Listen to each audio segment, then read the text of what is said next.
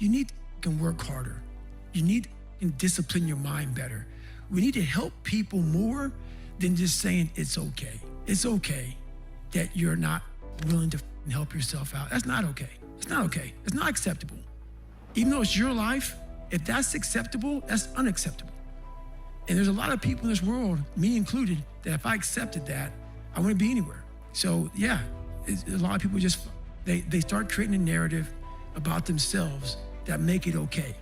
The ultimate get out of jail free card. And now the world is set up to have so many get out of jail free cards. Number one, you've got to work on yourself. It's very important that you engage in an ongoing process to develop you. Spend more time on yourself than what you've been spending. It's very important. You owe that to yourself. You'll get scared sometimes. Your mind will go blank on you. Some people you will allow to unnerve you. And you wonder, what's wrong with me? I'm not crazy. That's why you've got to learn to make a conscious, deliberate, determined effort to stand up inside yourself. Working on yourself, watching that inner dialogue, it will determine the quality of your life. I don't believe this. I know this. Happiness for most people is temporary. So success without fulfillment, that's called failure. You know somebody who's got everything they thought they wanted and they're not fulfilled, they got a real problem. So what's gonna make you fulfilled? Finding your gift, contribution. Life's not about me, it's about we. If we feel like we're contributing to someone else, then we don't just get something, we become something. And what you get never makes you happy long term. Who you become makes you very happy or very sad. So part of that art of fulfillment is, what's my contribution? The second part of it is appreciation. Some of you are contributing, but you're not taking the time to really appreciate. You're not noticing. Every moment of your life, you got to decide, what are you going to focus on and what does it mean and what are you going to do? Is it the end of the beginning? Are you being punished or rewarded? Meaning is where all life is shaped, and you have the power to change the meaning. How fast? You better ask a better question or come up with a better answer. But your education is not the most important thing in your life. I'm sorry, it's not. Your dream is the most important thing in this world. It tops your education. The principal came up on the stage while I was speaking. Don't ever say that to my school again. Well, I'm just telling you, dog. You can save your kids a lot of pain if you ever talk to them about their dreams. You got to talk to young people about their dreams. See, it's not your education. The Bible don't even mention education. It ain't even in there. Harvard ain't in there. UCLA ain't in there. The Bible says a man without a dream or vision shall perish. If you talk to kids about their dreams, your dreams can spur you to get the education. But if you never find out what a child is dreaming about, you can't hold their attention. So if you want to make 6 figures, you can't just be talking about you want to make 6 figures. You hear what I'm saying to you tonight? If you do the 3 things I tell you to do tonight, I guarantee you, whatever it is you want to do in life, you'll be able to do. You will be able to accomplish whatever you want to academically, financially, relationally, whatever. So 3 things. All right, now I'm gonna tell you the story. I gotta get out of here.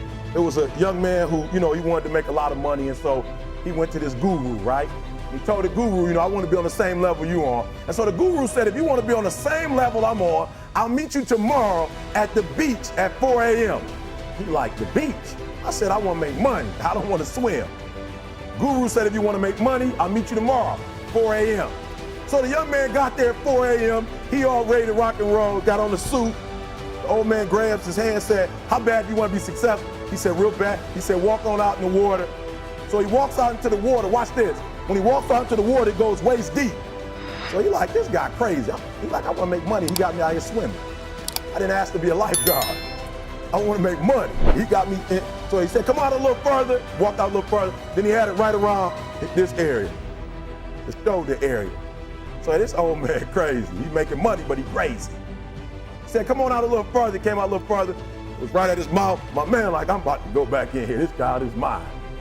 So the old man said, I thought you said you wanted to be successful. He said, I do. He said, walk a little further. He came, dropped his head in. He had him held down. Just before my man was about to pass out, he raised him up.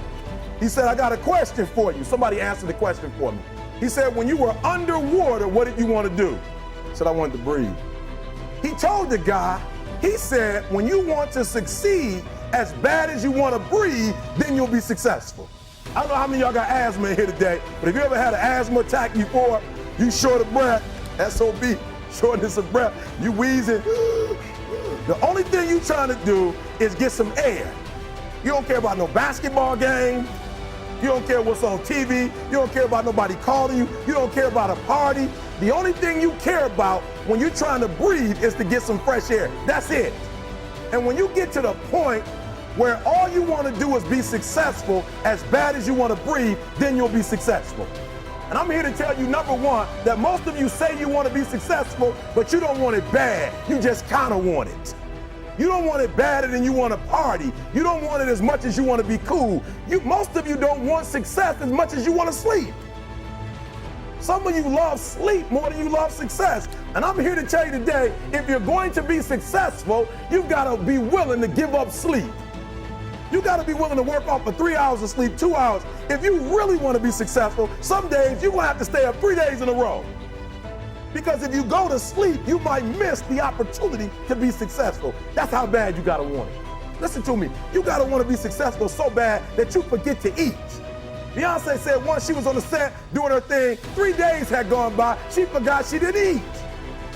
Because she was engaged. I never forget when 50 Cent was doing his movie, I did a little research on 50, and 50 said that when he wasn't doing the movie, he was doing the soundtrack. And they said, when do you sleep, 50? Sleep. He said, sleep. Sleep is for those people who are broke. I don't sleep. He said, I got an opportunity to make a dream become a reality. What helps me is to keep the hard times in the front of my mind, because it allows me to go into these big moments that I've worked my ass off, and you guys have worked your ass off. It allows me to go into these big moments with a different perspective. What it also does for me, and again, this is what works for me. I keep my back is up against this every day. It's against this wall, but it's up against this because it's what I believe in. And when my back is against this, then there's nowhere to go but that way. So I feel like this could be something, an ideology and mindset that could help you, if you look at it that way. Because you made it already. We made it. We're successful boys, and we're lucky boys to be where we're at. Well, you guys made it. Everybody's rich in the room. Nobody's gonna get evicted anymore. Anything you got, there's no more money problems, right? You got a lot of hands out now. Can I get a little bit? Can I get a little bit? Right, that happens. But when you make it, for me, I need this. I need this. So every day, my back is up against this, and this is how I operate. Now, doesn't mean you don't smile, doesn't mean you don't laugh and joke, right? You're happy, I'm a happy guy. But when it comes to business, and when it comes to executing, it's up against this. And I gotta go that way. And I don't give a who is in front of me. They're not gonna stop me.